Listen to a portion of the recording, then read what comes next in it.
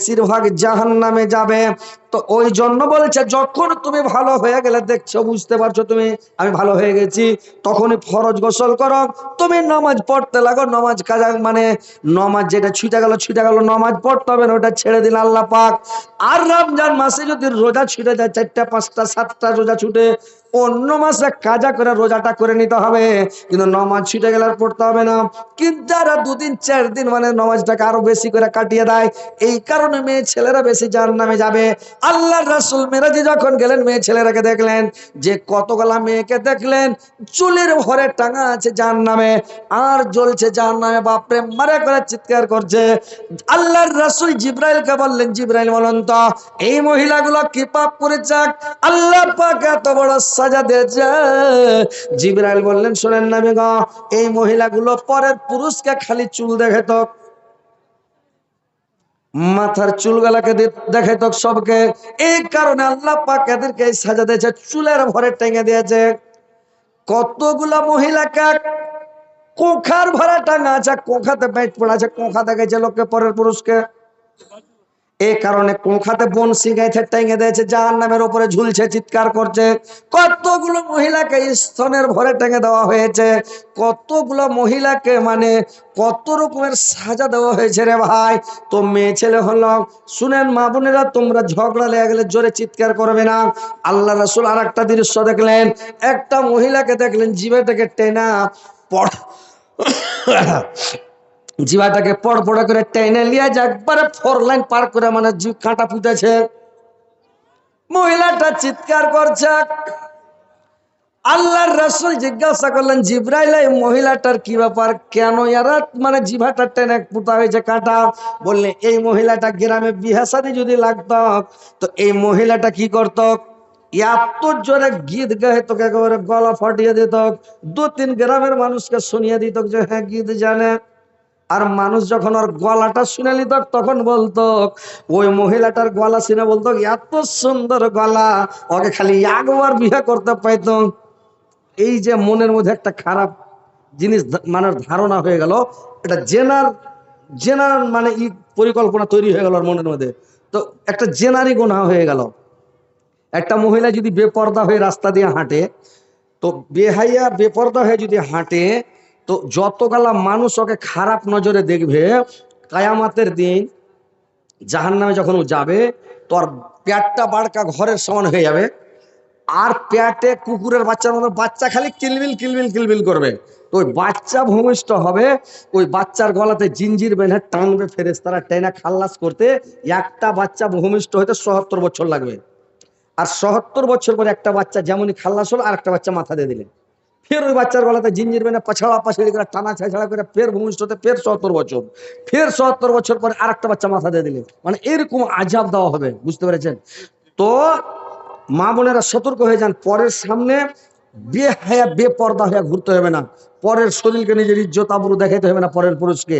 সাঁঝের বেলা তুমি সাজো না, কত সাজতে পারবে, মোগরবের পরে বাড়িতে সাজতে লাগো, তোমার স্বামীকে দেখাবে, এমন করে ফেয়ার লাভলি দাও, মুখখানকে লুচলুচে করে দাও, একবার তেল পাট করে দাও, একবারে এমন করে দাও ফেয়ার লাভলি, তারপরে এমন করে লিপস্টিক দাও, ঠোঁটকে লাল ভররা করে দাও, পোল্লা পোল্লা করে দাও, একবার এমন করে বডি স্প্রে মনে একেবারে ছেন ছেন করে দিয়ে একেবারে সেন্ড করে দাও। আর নতুন কাপড় পিনহো, একবারে এগুলা কথা কব তখন চড়া বাতাস করে ফির নকল করবে, ইয়ে জ্বালা। মানে কথা বলা খুব বিপদ জি ভাই, বুঝতে পেরেছেন? মানে ভাইরাল হওয়াটা খুবই বিপদ, মানুষ যেটাই বলছি ওইটারই নকল করছে। তো কথা হচ্ছে যে তুমি সাঁঝের বেলা সাজো, নতুন কাপড় পিনহো, আর নতুন নতুন ড্রেস পিনহো, আর স্বামীর সামনে হাঁটবে তো খালি একবারে মানে স্টাইল করে হাঁটো, ডেনেস দিয়ে হাঁটো। আর স্বামীর সামনে যখন কথা বলবে খালি মুস্কি হাসো। পারলে পরে একটা মিষ্টিটা ছোট পান গেলা মুখে দিয়ে মুখখানটা করতে লাগবে দেখে, একবারে এত ভালো লাগবে। তোমার স্বামী তোমাকে দেখলে পাগলা হয়ে যাবা, ও বাড়ি থেকে বার হবে না, কোনো জায়গায় যে সন্ধ্যা লাগলে আর কুন্ডু থাকবে না, ও দৌড়িয়ে বাড়ি চলে আসবে, বুঝতে পারলে?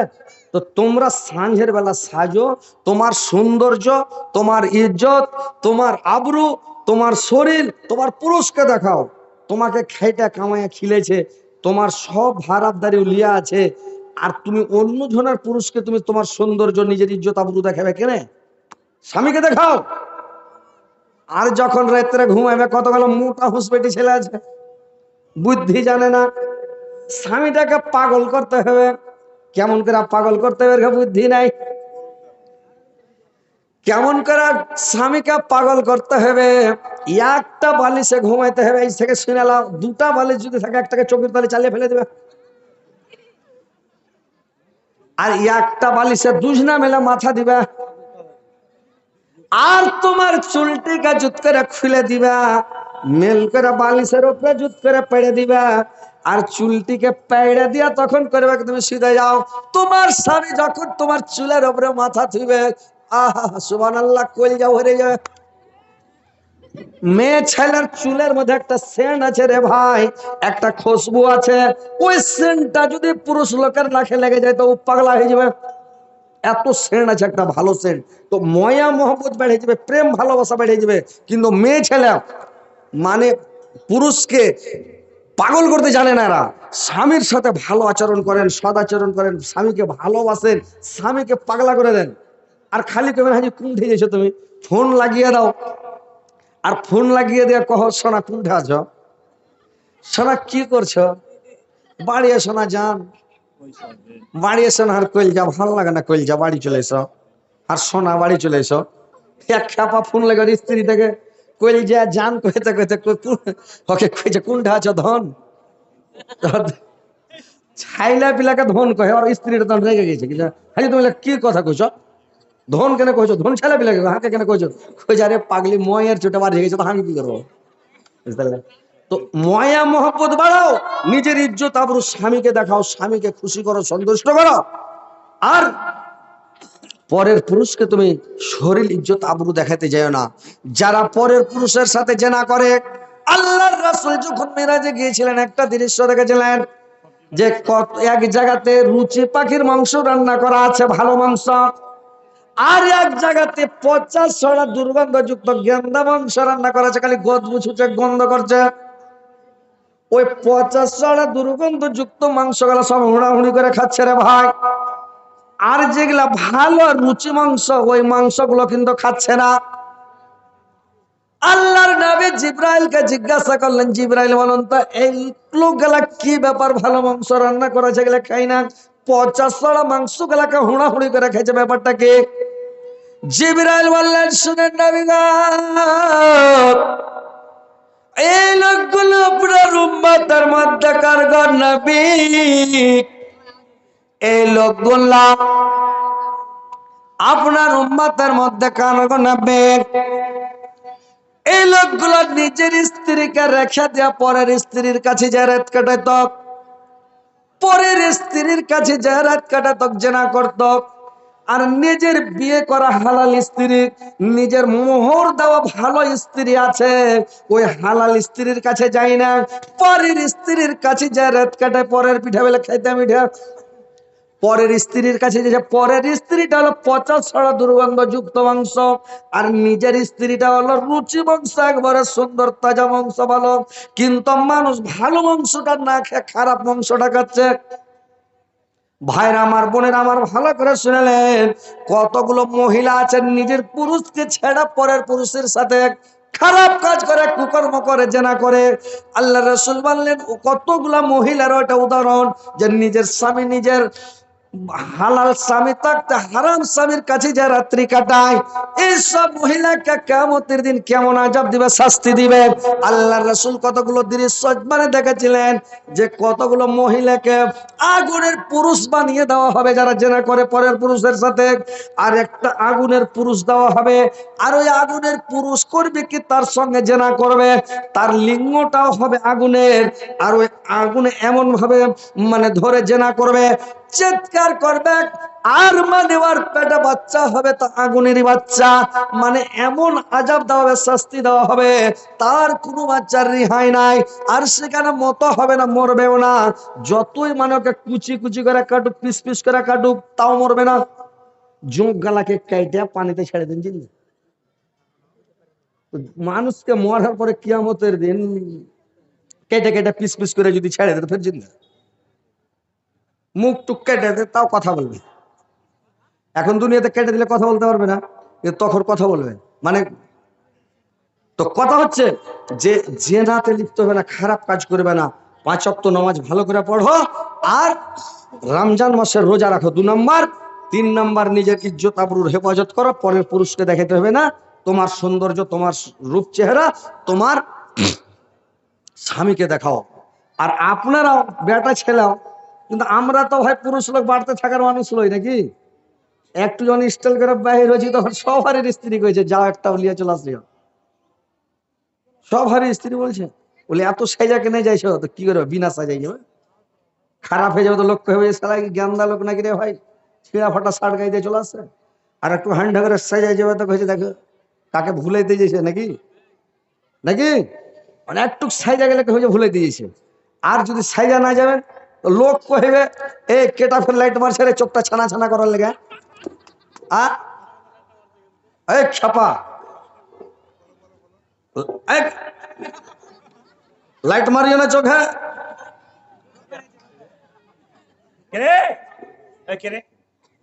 লাইট মারতে হয় না খাবা, চোখের পাওয়ার কমে যাবে, তার চোখটা ছানা ছানা করতে লাগবে, তখন দেখতে পাওয়া যাবে না।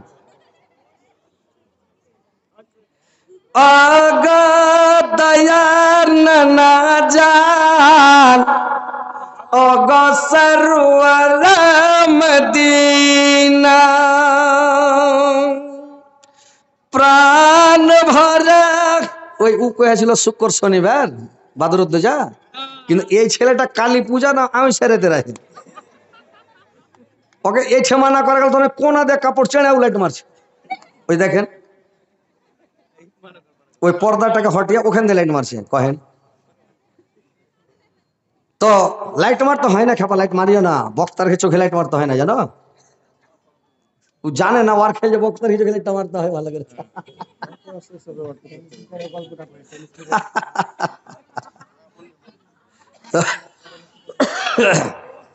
আজকাল মানুষ ভাই সবাই চাইছে একটু হাসি খুশি আনন্দ মস্তি চাইছে সবাই। আর যখন একটু মস্তি দেওয়া যাচ্ছে, হাসি খুশি একটু তেল নুন মাখিয়ে একদম 12 ভাইয়ের মতন করে আওয়াজ করা যাচ্ছে কিনা, তো পাবলিক খুব খুশি হয়েছে। কিন্তু কিছু পাবলিক আছে দুনিয়াতে মানে অর্ঘে মানে পাছা জ্বলছে, সূর্যমুখী মরিচ যেমন দিয়ে দেয় তো পাছা জ্বলে, মানে ওরা সহ্য করতে পারে না। ও নিজের হুঁশ করে না যে ওকে কালী পূজার রাতে জন্মালছে না আমাবস্যার রাতে জন্মালছে না ও, মানে এই যে কমেন্ট গালা দেখবেন যেগুলা কমেন্ট করে লোক, তো কমেন্ট করা লোক গালাকে দেখবেন যে ওই লোক গালার চেহারাটা দেখে একটা লোকের চেহারা ঠিক আছে। একটা লোক যারা ভালো মানুষ ওরা কমেন্ট করবে কোনোদিন, দিনদার লোক পরহেজগার ভালো আলেম ওরা কোনোদিন কমেন্ট করেছে দেখেছেন? করলে ভালো করবে না তো করবে না, করবেই না। আর করলে ভালো করবে, মাশাআল্লাহ আলহামদুলিল্লাহ খুব ভালো সুন্দর ভালো কথা বলবে।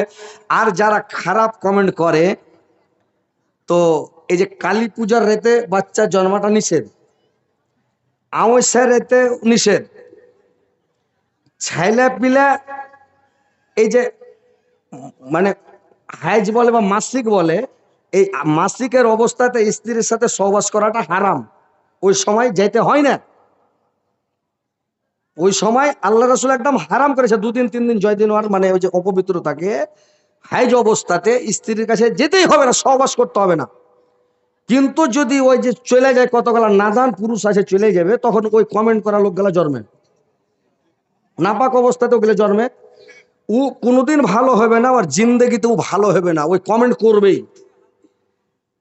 কমেন্টে দেখবেন একটা লোক চশমা চোখেতে থাকছে, আর পাশা দিকে লাল এখানটা রাজধানী ট্রেন আছে, দেখবেন কমেন্টে রাজধানী ট্রেন পাশা দিকে আছে, লোকটা চশমা চোখেতে বসে আছে। তো ও ভালো জিন্দগিতে কমেন্ট করলে না, আর ও ওয়াজটা ছাড়া হয়নি, মানে ছেড়ে ক্লিক করে আমি 2বার চেক করছি তো কমেন্ট করা গেছে। তার মানে ও হা করে দেখা আছে কখনই মানে ভিডিও ছাড়ছে। এগুলা কত বড় গুণ, একটা লোককে গ্যাল দেওয়া, একটা লোককে খারাপ বলা, একটা লোককে মন্দ বলা, একটা লোকের বদনাম করা, এটা নাকি সারা জীবনের এবাদত তো তোমার চলে যাবে, শেষ হয়ে যাবে, মাইনাস হয়ে যাবে, পরের খাতায় ঢুকে যাবে। লোককে তুমি খারাপ বলো, গ্যাল দাও, লোককে মন্দ বলো, চলে যাবে, কিন্তু ওরা শুধরিবে না। ওই যে ওই অবস্থাতে জন্মেছে, ওর বাপের ভুল, ছেলের ভুল নয় ওটা, নাকি? আর একটা নিষেধ আছে কখন, নেফাসের অবস্থা, যখন বাচ্চা হয়, মেয়ে ছেলের বাচ্চা হওয়ার পরে যতদিন রক্তস্রাব বন্ধ না হয় অতদিন স্ত্রীর কাছে যাওয়াটা নিষেধ। আগে তো 30 দিন 40 দিন মানে 20 দিন 25 দিন ভালো হতো না, তার মানে ওষুধ, ডাক্তারের ওষুধ ছিল না ওই যুগে। তখন কি করতো, মানে মাসকে মাস, 1 মাস 1.5 মাস লেগে যেত ভালো হতে। আর এখন এই যে ডাক্তারের কাছে ওষুধ ইঞ্জেকশন মেরে নিচ্ছে, 8 দিন 10 দিন 15 দিনে ভালো হচ্ছে, একদম কমপ্লিট, সব বন্ধ, ভালো হচ্ছে। কিন্তু ওই অবস্থাতে যাইতে নিষেধ, কিন্তু ওই অবস্থাতে যখন চলে যায় তখন ওই কমেন্ট করা ছেলেগুলো জন্মে। কি ঠিক না ভাই? ঠিক, ঠিক না ভাই? ঠিক, জোর করে কও না। ওই যারা কমেন্ট করছে দেখবেন ওর চেহারা গেলা কেমন, কমেন্টে চেক করবেন। আর আমার কমেন্ট গুলা চেক করবেন, আমার যেটা ভিডিও ছাড়বো ওর কমেন্টে দেখবেন লোকগুলার চেহারা কেমন, যে ওইগুলা ওই অবস্থাতে, নাপাক অবস্থাতে, অপবিত্র অবস্থাতে জন্মে। কালী পূজার রাতে যদি ছেলে জন্মে ও ভালো জিন্দগিতে হবে না, ওই মানে শয়তান জন্মে। তো কথা হচ্ছে ভাই, জিন্দগিতে খারাপ কমেন্ট করবেন না, মানুষকে খারাপ বলতে যাবেন না ভাই, নিজেরই ক্ষতি রে ভাই। আপনি বড় বড় আলেমকে জিজ্ঞাসা করিয়েন, যেগুলা বড় বড় শেখ বুখারী মুসলিম পড়ায়, বড় বড় আলেমকে জিজ্ঞাসা করবে, একটা মানুষকে গেল দেওয়া, খারাপ বলা, নিন্দা করা, একটা মানুষকে মন্দ বলা, আপনার সারা জীবনে নেকি মাইনাস হয়ে চলে যাবে, খাতা শেষ হয়ে যাবে, ওর খাতায় ওর অ্যাকাউন্টে টাকা যে ঢুকে যাবে। কিন্তু মানুষ এইভাবে কমেন্ট, মানে কমেন্ট করছে, বুঝতে পেরেছেন? তো কমেন্ট করে বড় লোক হবে না, কাহারুর গাঁড়া খুঁড়তে গেলে নিজের গাঁড়াতে নিজেই পড়বে। কমেন্ট করে কি হবে? কুত্তা ভুগতে रहेगा, হাতি চলতে रहेगा। সিংহ যখন চলে তো নিজের ধরন দিয়ে চলে, ডাহিন ভাইয়া কোনোদিন তাকায় না, কুকুর সিংহর কাছে কোনোদিন ভিড়তে পারে না। হাতি যে চলে তো আপনার রাস্তা ধরে আপনার মানে আপনার মিজাজে হাতি চলে, কুকুর দূর থেকে ভুগবার কাছে যাবে না, যদি চলে যায় তো মারবে শট, তো বল মারা করে উড়িয়া কত দূরে যে কুকুর পড়বে কোনো ঠিক নাই। তো কমেন্ট করে কি করবে তোমরা? কমেন্ট করে লাভ আছে? আরো নিজের নেকি মাইনাস করে হযরত আলীর খাতায় ঢুকেছে নাকি? তো কমেন্ট করে, এই যে একটা, এই যে ওস্তাজিটা আপনার বিলাসপুরে পড়ছে, তো একদিন পূর্ণিয়া মোড়ে গাড়ি ধরেছে ওস্তাজিটা, বিহিনগর। তুমি গাড়িতে বসছিলে কোনঠে? পূর্ণিয়া মোড়ে। তো গাড়িতে চড়ে আসছি, তো ও চিনছে আমাকে যে হযরত আলী বক্তা সাহেব। আর আমি ওকে চিনি না, বলছে আমি বিহিনগর মাদ্রাসা পড়ছিলাম নাকি। তো ই খেপা গাড়িতে চড়ে তো পাঞ্জারা পাঞ্জারে সিটে বসে সিটে চলে আসছি। তো এই গল্প করছে মাওলানা, আমি মাঝে মধ্যে গাজাল গেহে যদি ইয়াতে ইউটিউবে ছাড়ছি বা ফেসবুকে ছাড়ছি, তো কিছু ওই যেগুলা কালী পূজার রাতের ছেলে, ওরা কমেন্ট করছে যে তোর চুলকানি উঠেছে নাকি। কত একটা অবস্থা, যে মানুষ একটা গাজাল গায়ে যদি ছাড়ে ফেসবুকে, তো ওকে কমেন্ট করছে যে তোর চুলকানি উঠেছে। ওর মনটাতে আফসোস করেছে মাওলানা, আমাকে এরকম কইছে। খাড়ে কেউ কইছে তুই পড়ার কালে পড়বি না, তুই এগুলা করে বেড়াবি। ভালো একটা কথা যদি লেখে যে দেখো এখানে এগুলা করিও না, ইউটিউব ফেসবুকের পাশে লাগিও না, তুমি লেখাপড়া করো, ইনশাল্লাহ আল্লাহ তোমাকে ভাইরাল করবে, ভাইরাল হবে, এরকম বললে শুনে মনটা ভরে যাবে। কিন্তু ওকে কয়েছে যে তোমার কি চুলকানি উঠেছে, কয়েন তো এগুলা কথা লেগে বলে। তো কথা হচ্ছে ভাই, মানুষকে কোনোদিন গালি দিবেন না, খারাপ বলবেন না, কোনো মানুষের শেকায়ত করবেন না, দুর্নাম করবেন না, মুখের হেফাজত করবেন। এই মুখের লেগে, এই মুখে মিষ্টি খাই, এই মুখে ফের জুতাও খাই। এই মুখটাই সব, মানে একটা এমনই জিনিস যে মুখটার মতন মিঠা পৃথিবীতে নাই, এই মুখের মতন তিতা পৃথিবীতে নাই, বুঝতে পেরেছেন? এই মুখটাই সব। তো ভাই, মানুষের সাথে ভালো আচরণ করেন, সদাচরণ করে ভালোভাবে চলেন। দুনিয়া থেকে যখন যাবেন মস্তি করবেন, আহা হা, জান্নাতে যাবেন, একদম সুখ শান্তি ভোগ করবেন, আনন্দ ভোগ করবেন, মস্তি করবেন, সব সময় সুখে সুখ, আনন্দে আনন্দ, মস্তিতে মস্তি। আর যারা গুনাহগার, ওরে খালি ঠাঠানার কুচলান, ঠাঠানার কুচলান চলবে। বলবে আল্লাহ একবার দুনিয়াতে পেটে দেখতো, আল্লাহ তোমারই ইবাদত করতাম, এমন করে হিংসা করে ইবাদত করতাম, দুনিয়ার কাজকর্ম কিছু করতাম না, খালি তোমারই ইবাদত করতাম, নামাজ রোজা তাসবিহ জিকির কোরআন নিয়ে পড়ে থাকতাম। তা আল্লাহ দুনিয়াতে মানুষকে পেটে ভেজে ভাই দোবারা শুনেছেন? একটা লোক মরেছিল, একটা সাহাবী, তার নাম হচ্ছে আব্দুল্লাহ। তো লোকটা, ওর বেটার নাম হচ্ছে জাবের রাদিয়াল্লাহু তাআলা আনহু। তো আব্দুল্লাহ যখন মারা গেল, জিহাদে যখন মানে যুদ্ধে যে শহীদ হয়ে গেল, শহীদ হয়ে যাওয়ার পরে মানে ও জাবের খুব কাঁদছে। জাবের, আব্দুল্লাহর বেটা জাবের, ও সাহাবী রাদিয়াল্লাহু তাআলা আনহু। তো জাবের খুব কাঁদছে, আল্লাহ রাসূল দেখতে গেলেন। দেখতে যাওয়ার পরে বলে, জাবের তুমি বলে খুব কাঁদছো? তো জাবের একবারে ফফি আরো জোরে জোরে কাঁদতে লাগলো। আল্লাহর রাসূলকে বললেন, নবী গো, আমি এই জন্য কাঁদছি গো নবী, আমার বাবা আমার মাথার উপরে বাড়কা বোঝা চাপিয়ে চলে গেছে নবী গো।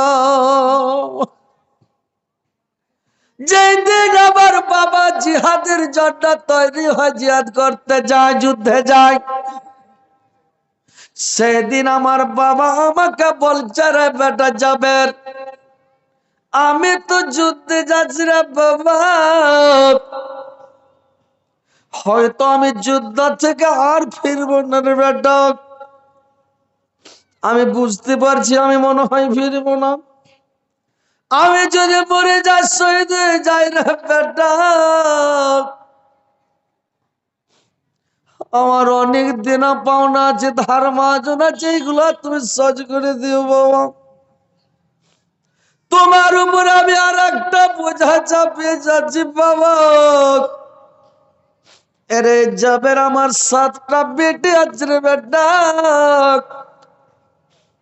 তুমি আমার একমাত্র ছেলে, আমার একটাই বেটা তুমি জাবের, আমার 7টা বেটি আছে, তুমি বেটেটিকে হেলা হিয়ানত করিও না বাবা, আমার 7টা বেটির তুমি বিয়ে শাদী দিও বাবা, তাদের দিনা পাওনা যা আছে তুমি শোধ করে দিও, দান পুণ্য দিও বাবা। এইভাবে তাকে বলে দিয়ে ওসিয়ত করে যুদ্ধে গেল আব্দুল্লাহ, মানে যুদ্ধে গিয়ে শহীদ হয়ে গেল, মারা গেল। যখন যুদ্ধে শহীদ হয়ে গেল, যুদ্ধে মারা গেলেন, সবাই লাশ খুঁজছে, কে কোথায় লাশ খুঁজছে, দৌড়াদৌড়ি করছে, লাশ পাচ্ছে না। এক জায়গায় দেখছি কি আল্লাহর নবী, আল্লাহর রাসূল গিয়া দেখছেন আব্দুল্লাহর লাশ পড়ে আছে, একটা ফেরেশতা পাখা মেল করে তাকে ঢেকে নিয়ে আছে। ওই দেশের এত রোদ, এত মানে রোদের তাপ যে রক্তগুলা শুকিয়ে যাবে, সব কাটা মানুষের রক্ত শুকিয়ে যাবে, ফেরেশতারা তার রক্ত শুকাতে দিল না। যখন কল্লাকে আব্দুল্লাহকে নিয়ে আছে, আব্দুল্লাহর লাশটাকে নিয়ে আসলো, দেখছে গাড়ি থেকে মানে তাজা রক্ত ঝরঝর করে বেরোচ্ছে। নিয়ে আসার পরে শহীদকারীকে গোসল দেওয়ানো হয় না, তাকে লাশকে গা ধোয়া হয় না, 2টা লাশকে একসঙ্গে একটাই কবরে দিল। সৌদি আরবে কবর খোঁড়া যায় না, খুব অসুবিধা, মেলে মানুষ মানে যে কত কবর খুঁড়বে, মানে করেছে কি 2টা করে লাশ একটাই কবরে দেয়। 6 মাস পরে জাবের বলছে, আল্লাহর রাসূল কার নবী গো, আল্লাহর রাসূল, আমার মনের মধ্যে শান্তি নাই গো নবী, 2টা লাশ একটাই কবরে আছে, আমার মনের মধ্যে অশান্তি, আপনি যদি আমাকে অর্ডার দিতেন নবী গো, আমার বাবাকে, আমার বাবার লাশটাকে উঠে আমি একা একটা কবরে রাখতাম, যদি আপনি অর্ডার দিন তো আমি কাজটা করতাম। আল্লাহর রাসূল বললেন, যাও যাবে, তোমার বাবার লাশটাকে উঠিয়ে নিয়ে তুমি অন্য কবরে একাই মাটি দিয়ে দাও। জাবের গিয়ে অন্য জায়গাতে একটা কবর খনন করে, মোর বাবাকে যখন 6 মাস পরে কবর থেকে উঠালো, এই কানের কাছে একটু জায়গা দিয়ে খুন বইছে, ঝরঝর ঝরঝর করে তাজা রক্ত বেরোচ্ছে। জাবের একাই তার বাবাকে ঘাড়ে করে নিয়ে ওই কবরে নিয়ে গেল, নিয়ে যাওয়ার পরে কবরে শুয়ে দিলাম, একা একটা কবরে মাটি দিলাম। এবার দেখেন ভাইরে আমার, জাবের যখন খুব কাঁদতে লাগলো, আল্লাহ রাসূলের সামনে কানাকাটা করছেন, আল্লাহর নবী বললেন, শুনো জাবের, আমি তোমাকে কয়েকটা কথা বলার জন্য এসেছি, তুমি কাঁদিও না, সবর করো। তোমার বাবা শহীদ হয়ে গেছে, দুনিয়া ছেড়ে চলে গেছে। পৃথিবীতে আল্লাহ পাক কোন মানুষের সামনে ডাইরেক্ট কথা বলেনি, ডাইরেক্ট সামনাসামনি কথা হয়নি। মুসা আলাইহিস সালামের সঙ্গে যখন তুর পাহাড়ে কথা বলতেন, তখন ডাইরেক্ট দেখা দেখি কথা হয়, তখন সামনাসামনি মানে চেহারা দেখে কথা হতো না, আড়াল থেকে গাছের দিক থেকে আওয়াজ আসতো, কথা হতো। কিন্তু মুসার সামনে যে ফেস টু ফেস কথা হয়েছে, সে কথা হয় নাই।